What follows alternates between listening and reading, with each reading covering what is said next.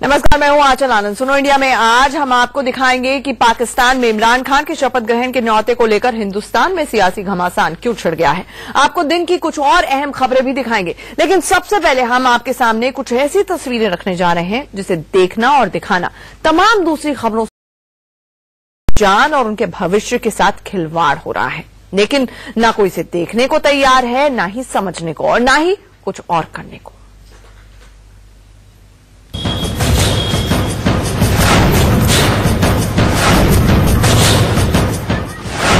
कहीं सिर पर खतरा मंडरा रहा है,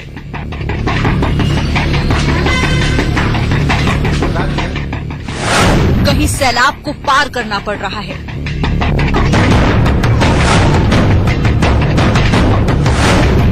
कहीं स्कूल में बर्तन धो रहे हैं बच्चे,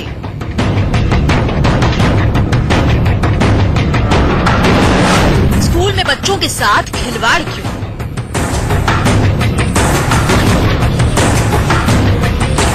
ये तस्वीरें यूपी के वाराणसी की हैं। प्रधानमंत्री नरेंद्र मोदी के लोकसभा क्षेत्र वाराणसी की। आप खुद देख लीजिए, इस प्राइमरी स्कूल में बच्चे मौत के साए में बैठकर पढ़ रहे हैं।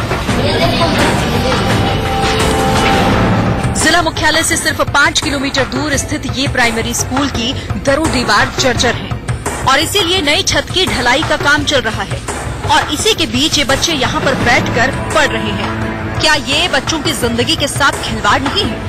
अगर एक भी बल्ली अपनी जगह से हिल जाए तो सोचिए कितना बड़ा हादसा हो सकता है।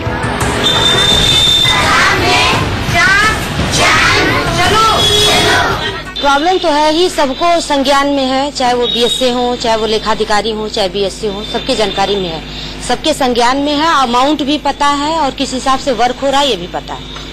आप आगे देख ही रहे हैं। ये तो हुई बनारस की बात। अब जरा बाराबंकी की तस्वीरें देखिए। यहाँ इन छोटे छोटे बच्चों को पढ़ाई के लिए रोज घुटने तक पानी को पार करके आना पड़ता है। स्कूल टापू बना हुआ है और चारों तरफ पानी ही पानी है। ऐसा नहीं है कि ये इसी साल का हाल है, हर बार बारिश में इसी तरह के हालात होते हैं, लेकिन अफसरों को कुछ नहीं दिखता। चलिए अब यूपी के बाद मध्य प्रदेश की भी तस्वीरें देख लीजिए। सागर जिला मुख्यालय से सिर्फ 9 किलोमीटर दूर मोहाली ग्राम पंचायत में बच्चे रोज जान की बाजी लगाते हैं, तब जाकर स्कूल पहुंचते हैं। बारिश की वजह से पुलिया टूट गई है और बच्चे इस सैलाब को कैसे पार करते हैं वो आपके सामने है। छत्तीसगढ़ के कोरिया जिले से तो और भी चौंकाने वाली तस्वीरें सामने आई। यहाँ आदिवासी प्राथमिक कन्या विद्यालय में बच्चे पढ़ाई करते नहीं बल्कि बर्तन धो रहे हैं, झाड़ू लगा रहे हैं तो कोई कचरा उठा रहा है। वाराणसी से संतोष ओझा, बाराबंकी से एचआर शुक्ला, सागर से राघवेंद्र सिंह के साथ ब्यूरो रिपोर्ट, इंडिया न्यूज।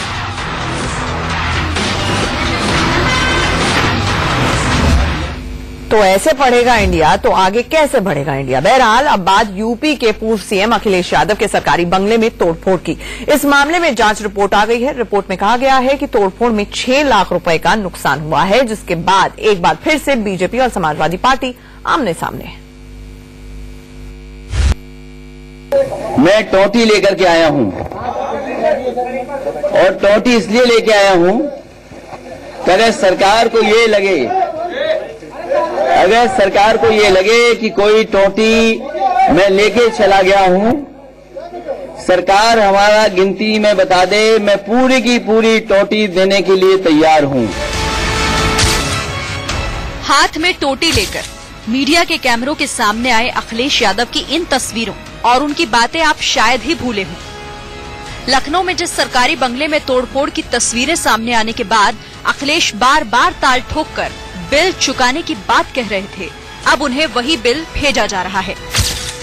सरकारी बंगले में तोड़फोड़ को लेकर लोक निर्माण विभाग और राज्य संपत्ति विभाग ने अपनी जांच रिपोर्ट तैयार कर ली है।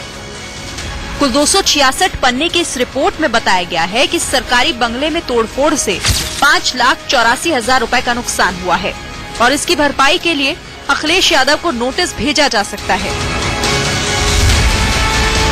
इसके अलावा जो रिपोर्ट आई है, जब अखिलेश यादव यहां से जा रहे थे तो जो तोड़फोड़ हुई है उसका भी आकलन लगाया गया है। करीब 5,84,000 रुपए की तोड़फोड़ जो है वो हुई है। इसका आकलन जो है वो लगाया गया, जिसमें टाइल्स जो है वो टूटे हैं, मेन बिल्डिंग के टाइल्स हैं। इसके अलावा जो सर्वेंट क्वार्टर्स है या फिर जो सिक्योरिटी का जो यहाँ पे एक बिल्डिंग, एक स्ट्रक्चर बनाया गया है, उसमें जो तोड़फोड़ हुई है उसके बारे में भी ब्यौरा दिया गया है। जो सैनिटरी, जो कि मतलब बाथरूम का जो साजो सामान है, उसमें जो तोड़फोड़ हुई है उसकी भी जानकारी उसके अंदर लिखी गई है। सबसे अहम बात यह है कि इस रिपोर्ट में इस बात का जिक्र नहीं है कि ये तोड़फोड़ किसने की, लेकिन रिपोर्ट सामने आने के बाद अब बीजेपी और समाजवादी पार्टी एक बार फिर एक दूसरे पर हमलावर हैं। जैसे जैसे चुनाव आता जाएगा वैसे वैसे भारतीय जनता पार्टी और निचले स्तर पर आती जाएगी। 4 चुनाव हारने के बाद इस तरीके से किसी को अपमानित करने का काम करेंगे।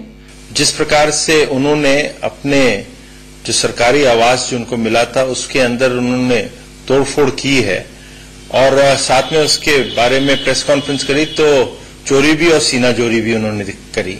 मगर अखिलेश जी को जवाब देना चाहिए कि आपने इतने आरोप लगाए हम पे, उस पे राजनीति करने लगे, तो क्या ये सही नहीं है कि चोर की ताड़ी में तिनका था? लखनऊ से वर्णित गुप्ता के साथ ब्यूरो रिपोर्ट, इंडिया न्यूज। और अब बात पाकिस्तान में इमरान खान के शपथ ग्रहण की, जिसे लेकर हिंदुस्तान में सियासी बखेड़ा खड़ा हो गया है। आम चुनाव में पाकिस्तान तहरीक-ए-इंसाफ पार्टी की जीत के बाद शपथ ग्रहण की तैयारियां जोरों पर हैं। इस बीच इमरान खान की पार्टी की तरफ से हिंदुस्तान के कई लोगों को न्योता भेजा गया है, जिसमें भारतीय टीम के पूर्व कप्तान सुनील गावस्कर, कपिल देव, नवजोत सिंह सिद्धू और फिल्म स्टार आमिर खान का नाम शामिल है। पाकिस्तान से आज ये भी खबर आई है कि इमरान खान अपने शपथ ग्रहण समारोह में किसी विदेशी नेता को नहीं बुलाएंगे, वो सिर्फ अपने दोस्तों को ही बुलाएंगे, जिसमें क्रिकेटर्स और फिल्मी हस्तियां शामिल हैं।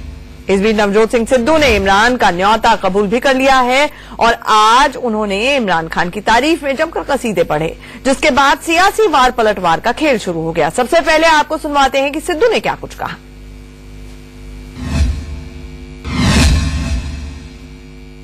आदमी खाना खाने से तृप्त नहीं होता, आदर, मान और सम्मान से तृप्त होता है। और ये जो आदर और मान सम्मान है, ये किसी भी राजनेता के लिए सबसे बड़ी पूंजी होती है। जिसकी कीर्ति नष्ट हो गई उसका सब कुछ गया, और जिसे इज्जत मिल गई मुझे लगता है उसे सारी कायनात मिली। देखो, आई थैंक खान साहब, मेरे उनके साथ बड़े पर्सनल संबंध हैं। 1983 से ये नाता है। पहली बार मैंने 1983 में फरीदाबाद में मिला था। सुना था कि he is a Greek God, पर जब नजदीक से देखा तो मुझे लगा कि उससे भी कुछ ऊपर हो तो वो था। अगर कांग्रेस को देश के बारे में, राष्ट्रहित के बारे में, जनता की भावनाओं के बारे में थोड़ी भी चिंता है, तो हिंदुस्तान से ना बीजेपी से कोई जाएगा, ना कांग्रेस से जाएगा, ना कोई क्रिकेट की क्षेत्र से जाएगा। सिद्धू को जाना किस तरह देखते हैं? देखिए, फिर सिद्धू ने वो देशभक्ति पर जो गाने गाता है ना टीवी पे आकर, मेरा हिंदुस्तान, मेरा देश, मेरी जनता, ये सब छोड़ना चाहिए। इमरान खान ने कई लोगों को यहाँ पर आमंत्रण दिया है कि शपथ ग्रहण समारोह में आने के लिए, क्या आपको लगता है? मेरी राय में कोई नहीं जाना चाहिए, और ये जो सिनेमा स्टार्स, क्रिकेटर्स ये हैं, जाएंगे तो इनको ब्लैकलिस्ट में डालना चाहिए, और आगे से हमारी इंटेलिजेंस ब्यूरो उन पर नजर रखनी चाहिए। देखिए, सुब्रमण्यम स्वामी जी को कोई रोजगार चाहिए, बिना रोजगार के हैं आजकल। मैं तो आग्रह करूंगा प्रधानमंत्री जी से कि जेटली साहब के वाला पोर्टफोलियो इनको दे दें, अन्यथा ये इस तरह के बयान देते रहेंगे और उन बयानों पर हम प्रतिक्रिया देते रहेंगे। आगे बढ़ते हैं। घाटी में एक बार फिर से आतंकियों की नापाक हरकत सामने आई है। आतंकियों ने कुलगाम में एक बैंक को लूट लिया। आपको तस्वीरें अब दिखाते हैं। ये तस्वीरें उसी बैंक लूट के बाद की है, जब आतंकी लूट की वारदात को अंजाम देने के बाद फायरिंग करते हुए नजर आ रहे हैं। आप तस्वीरों में देख सकते हैं कि सफेद रंग की कार में ये आतंकी बैठे हुए हैं। कार की विंडो से एक आतंकी हवा में फायरिंग करता हुआ नजर आ रहा है। दरअसल बुधवार को 7 से 8 आतंकी AK-47 से लैस कैमो इलाके में स्थित एसबीआई की शाखा में घुसे। सभी आतंकियों के चेहरे पर नकाब थे। आतंकियों ने स्टेट बैंक से 6 लाख रुपए लूट लिए और फायरिंग करते हुए भाग निकले। हालांकि ये पूरी वारदात बैंक में लगे सीसीटीवी कैमरे में कैद हो गई।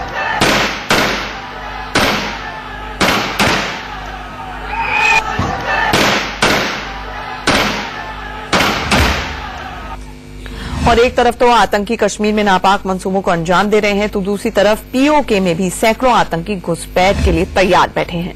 आज आतंकियों की एक और नापाक साजिश का खुलासा हुआ है। खुफिया सूत्रों से खबर मिली है कि पीओके के लॉन्चिंग पैड पर 600 आतंकी मौजूद हैं और ये आतंकी कश्मीर में घुसपैठ की कोशिशों में हैं।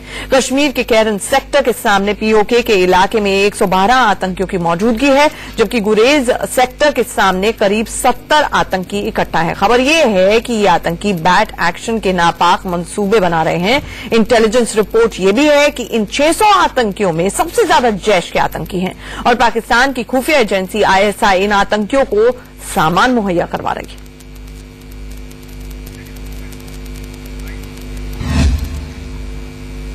आगे बढ़ते हैं। असम में एनआरसी का ड्राफ्ट सामने आने के बाद 40 लाख लोगों के घुसपैठिया होने को लेकर एक तरफ सियासी बवाल मचा हुआ है।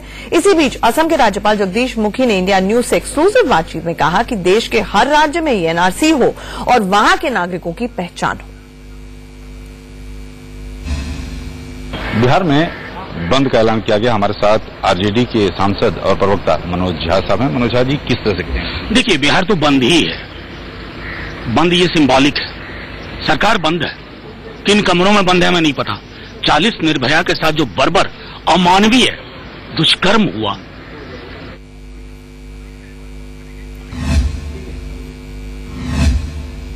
और अब बात बिहार के मुजफ्फरपुर कांड की, जिसके विरोध में आज बिहार बंद बुलाया गया। वामपंथी दलों ने ये बंद बुलाया और उसे आरजेडी और कांग्रेस ने भी अपना समर्थन दिया। बंद के दौरान राजधानी पटना में सुरक्षाकर्मियों और प्रदर्शनकारियों से झड़प और हाथापाई की खबरें भी आई। कई जगहों पर प्रदर्शनकारियों ने ट्रेनें रोक दी, जिससे 1 दर्जन से ज्यादा ट्रेनों की आवाजाही प्रभावित हुई। प्रदर्शनकारियों ने कई जिलों में सड़कें बंद कर जाम लगाया और प्रदर्शन किया।